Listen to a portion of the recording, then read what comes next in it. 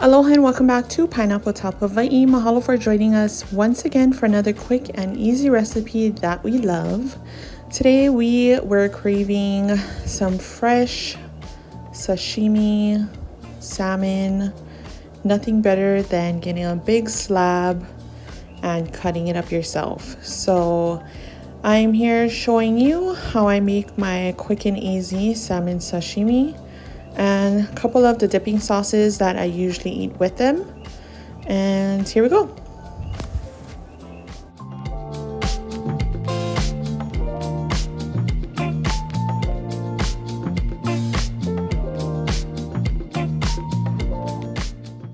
So first off, what we did is shred up some regular cabbage, and we're gonna shred that up finely. If you don't have a mandolin like this, you can totally just cut it finely with a knife. It's a little bit more harder, but it can be done. After it's shredded, we go ahead and soak it in some ice cold water, which makes it more crisp, just very vibrant, clean flavor for the cabbage. So I do that while I cut up my salmon. I just got a slab of salmon from Safeway, and I'm just going to cut this up. Since it's such a huge slab, I'm going to be using this in a couple of different dishes that I'll be posting sometime this week as well. But I'm going to show you what I do when I have a huge slab. I usually cut some up in some portion size, and then I cut some up in sashimi. I'm going to show you here how we take off the skin of the salmon, which is basically cutting a small piece off the end where the tail is, and then we're going to run our knife in the opposite direction, moving our knife back and forth, making sure that you have a sharp knife, not a dull one. No matter what you're cutting in the kitchen, you always want a sharp knife because a dull knife is always more dangerous to use. So we are going to use the sawing motion of back and forth underneath with our blade facing in a slight downward position, because we're just slightly brushing the knife up against the skin and the flesh, which helps the skin come off really easily. So we are cutting this up in portion sizes, and we're going to leave the thicker part, which is the middle, for the sashimi. All we're going to do is cut the middle portion bone out. Sorry, I forgot to mention that we did buy it without any bone. So if there is usually any bone, it's just that middle part, which is totally fine to eat. It kind of melts away when you cook it. So we're going to put our portion sizes on the side to make our couple other dishes, like I said. And then this middle part, which is the thickest part of the fish, we're going to go ahead and cut smaller, thinner sashimi portions with it.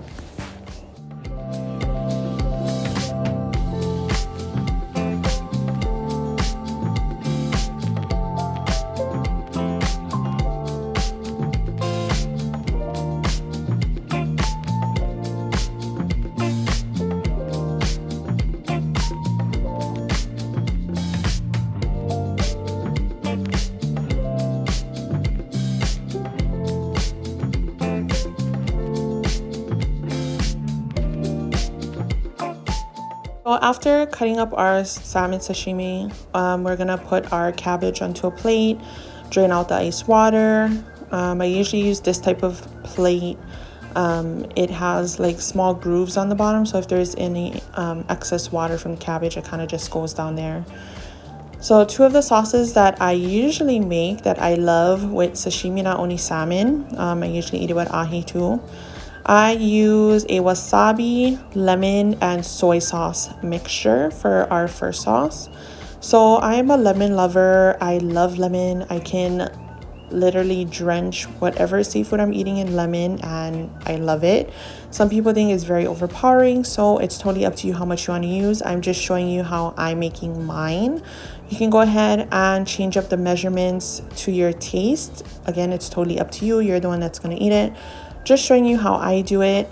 I zest the lemon, which gives it the most flavor, and then I'm gonna juice half a lemon. I'm gonna add in about half a teaspoon to a teaspoon of wasabi. The only one I had was the powder one, so I just followed the instructions on top of the can for the powdered wasabi.